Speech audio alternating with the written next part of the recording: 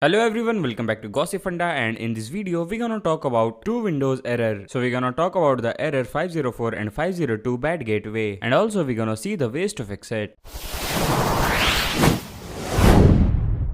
So first of all, we're gonna talk about the error 502. The following error means that one server on the internet received an invalid response from another server. It is basically an internet browser error. Now we're gonna see the ways to fix it. The first way is to refresh the page. You can easily reload the page by selecting this button. The next way is to restart your internet. Also uninstall and reinstall your browser and then restart your computer. The next way is to clear the cache data of your browser. For that, go to settings, go to privacy, search and services, and there you will get an option of clear browsing data. Choose what to clear and simply click on clear. This issue can also be fixed by changing the DNS settings, and for that go to settings, go to Wi-Fi, select the network you are connected, and for there you can easily change the DNS setting. This is a temporary error and it mainly occurs because of the server overload. So the prime way to fix this error is a simple waiting time. Now we're gonna talk about the error 504. This is also a network issue, and this occurs because the server was acting as a gateway and did not receive a timely response. And in order to fix it, first of all try to refresh the web page, and secondly restart the network devices. You can also try to set up a new server at proxy, and for that go to settings, go to internet and network, go to proxy and turn off this option, and from the option of manual proxy setup you can set up a new proxy server. So these were the ways to fix your issue. I hope this video helps. Make sure to like, share and subscribe. You can also visit to our website from the link in description. Thank you so much. See you soon.